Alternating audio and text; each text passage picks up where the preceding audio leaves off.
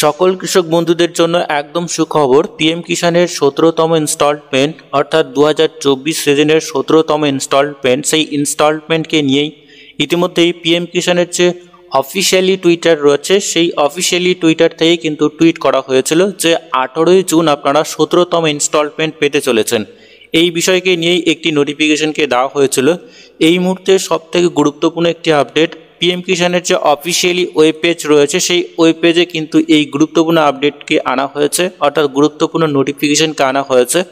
এবার আপনারা অর্থাৎ পিএম কিষানের যে অফিসিয়ালি ওয়েব পেজ রয়েছে সেই ওয়েব পেজে আপনারা চলে আসবেন। অবশ্যই আপনারা পিএম কিষানের অফিসিয়ালি ওয়েব পেজে চলে আসবেন। অফিসিয়ালি ওয়েব পেজে একটু নিচের দিকে চলে আসবেন। নিচের দিকে আসা মাত্র দেখবেন এই ধরনের খুবই গুরুত্বপূর্ণ আপডেটটি এখানে দিয়ে দেওয়া হয়েছে। অর্থাৎ অফিসিয়ালি টুইটার থেকে যে টুইট করা হয়েছিল পিএম কিষানের তরফ থেকে সেই গুরুত্বপূর্ণ আপডেট, অর্থাৎ 2024 সিজনের পিএম কিষান স্কিমের যে 17তম ইনস্টলমেন্ট সেই 17তম ইনস্টলমেন্ট আপনারা 18ই জুন পেতে চলেছেন।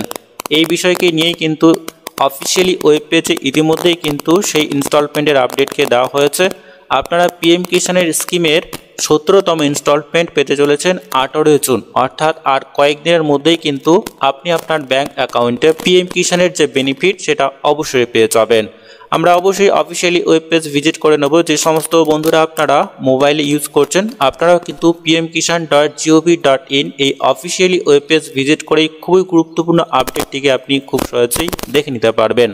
এই মুহূর্তে যে সমস্ত কৃষক বন্ধুদের কেওয়াইসি পেন্ডিং রয়েছে, অর্থাৎ আধার ইকেওয়াইসি পেন্ডিং রয়েছে, তারা অবশ্যই আপনাদের কাছের যে সিএসসি সেন্টার রয়েছে অর্থাৎ কমন সার্ভিস সেন্টার রয়েছে সেখানে গিয়েই কিন্তু আপনারা কেওয়াইসি আপডেট করে নিতে পারবেন এবং আগামী 18ই জুন আপনারা খুব সহজেই কিন্তু আপনাদের ব্যাংক অ্যাকাউন্টে পিএম কিষানের স্কিমের অর্থাৎ 17তম ইনস্টলমেন্ট খুব সহজে পেয়ে যাবেন।